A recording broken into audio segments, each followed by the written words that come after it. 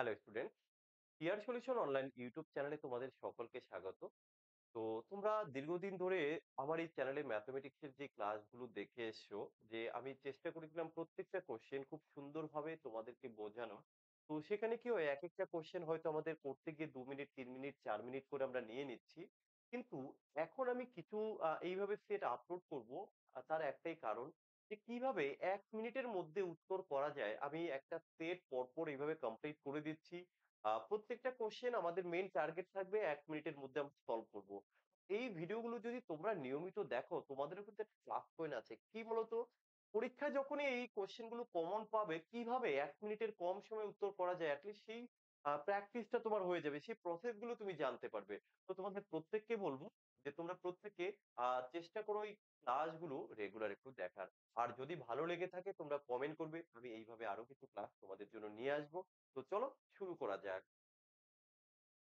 যদি তোমরা কোশ্চেনে কখনো যত এবং তত দেখো, যত এবং তত বলতে যতটা বেশি ঠিক ততটাই কম। এই ধরনের কোশ্চেনে কিভাবে তোমরা উত্তর করবে? কিছুই না। জাস্ট সেই সংখ্যা দুটিকে যোগ করো, বাই 2 করো। তাহলে এখানে দেখো বলা হয়েছে নিচের কোন সংখ্যাটি ৮৮ থেকে যতখানি বড়, ১১২ থেকে ঠিক ততখানি ছোট। তাহলে নিয়ম অনুযায়ী আমরা কি করব? সংখ্যা দুটিকে যোগ করব। যোগ করি ৮৮, ৯০, ১০০। যোগ করলে আমরা পাবো কত? ২০০। এবার কি করতে বলা হয়েছে? তাকে অল টাইম ২ দিয়ে ভাগ করে দেবে। তো ২ দিয়ে ভাগ করতে হবে। ২ দিয়ে ভাগ করলে ১০০। তোমার উত্তর চলে এসে সবথেকে ইজিয়েস্ট প্রসেস মনে রাখার। যে কোশ্চেনটি দেখতে পাচ্ছ কিভাবে সলভ করবে দেখো, ৪০ জন ব্যক্তি ১২ দিনের মধ্যে একটি সেতু মেরামত করতে পারে। যদি আরো ৮ জন তাদের সাথে যোগদান করে তবে কত দিনের মধ্যে কাজটি করবে? তাহলে ১ম এ ৪০ জন করতো, পরে আরো ৮ জন বাড়লো। তাহলে কতজন? ৪৮ জন করবে।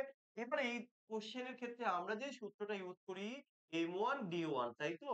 M2 D2। তাহলে এবার জাস্ট তুমি মান বসিয়ে দাও। ১ম এ ৪০ জন ব্যক্তি কত দিনে করে? ১২ দিনে। এখন কি ৮ জন বাড়লো। তাহলে ৪০ এর সাথে ৮ যোগ করলে ৪৮ জন, তারা কত দিনে করবে জানি না। চলো ক্যালকুলেশন করব। ১২ দিয়ে কাটলে কত হবে? ৪ × ১২ = ৪৮। আর ৪ দিয়ে যদি ৪০ কে কাটি কত হবে? ১০। তাহলে এই যে আমার দিন বেরিয়ে গেল। তাহলে কতজন লাগবে? কতদিন? ১০ দিন। আশা করি সবাই বুঝতে পেরেছো? দেখো, যোগ-বিয়োগ ভুল করলে যে সমস্যাগুলো হয় সেই রিলেটেড একটি কোয়েশ্চেন কিভাবে করব আমরা। বলা হয়েছে ভুল করে PQR এর মধ্যে ৳১৫৪০ কে 3:5:3 অনুপাতে ভাগ করার পরিবর্তে এটিকে 4:3:4 অনুপাতে ভাগ করা হয়েছে।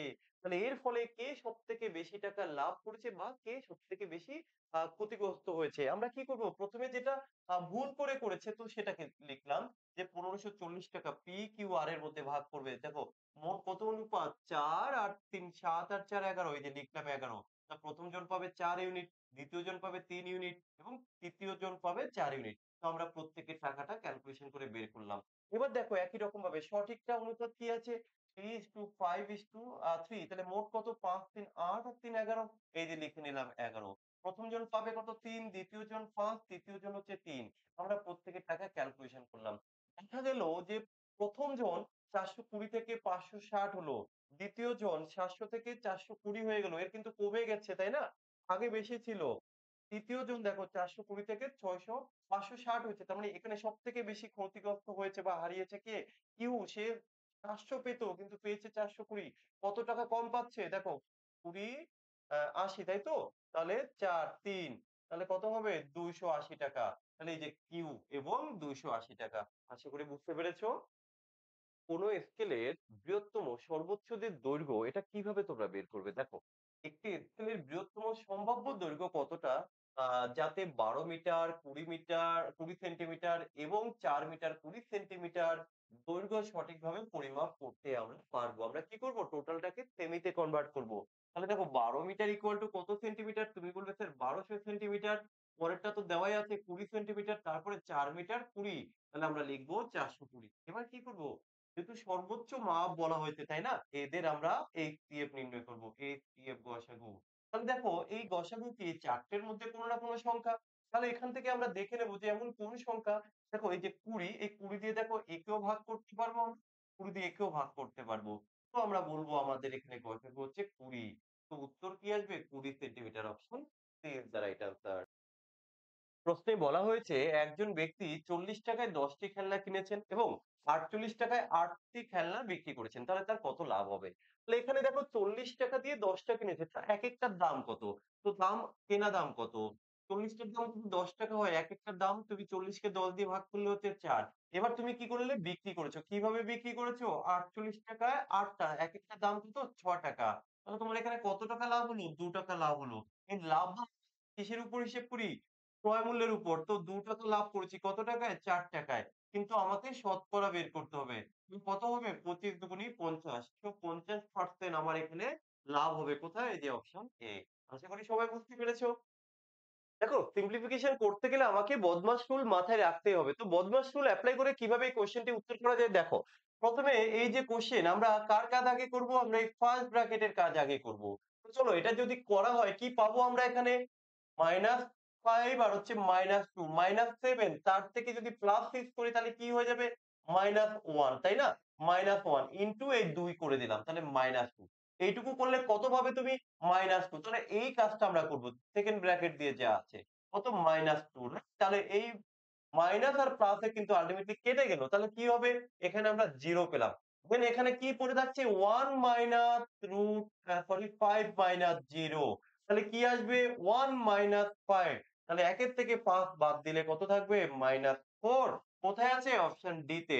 তো আশা করি সবাই বুঝতে পেরেছো সিম্পলিফিকেশন কিভাবে করতে হয়। কোশ্চেনে দেখতে পাচ্ছ বলা হয়েছে ৪০০ গ্রামের একটি মিশ্রণে ৩০% দস্তা, ৪৫% লোহা এবং বাকি অংশ তামা রয়েছে। তাহলে ওই মিশ্রণে কত গ্রাম তামা রয়েছে? আমরা কি করে করব?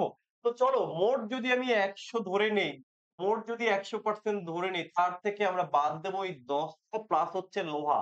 তাহলে কত হবে? ৪০, ৭০, ৭৫ এই যে ৭৫ বাদ দিয়ে দিলাম। তাহলে তামা পড়ে থাকলো কত পার্সেন্ট? 25% রাইট? 25% এই 25% কার? এই যে ৪০০ গ্রামের 25% আমরা এইভাবে বলতে পারি যে টোটাল 100% ইকুয়াল টু যদি হয় কত?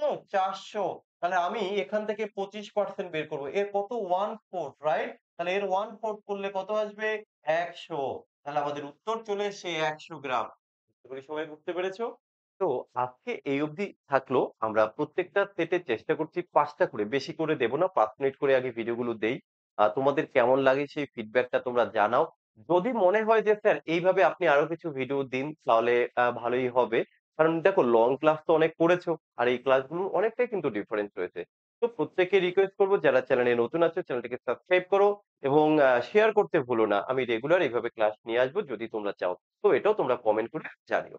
সবাই ভালো থেকো।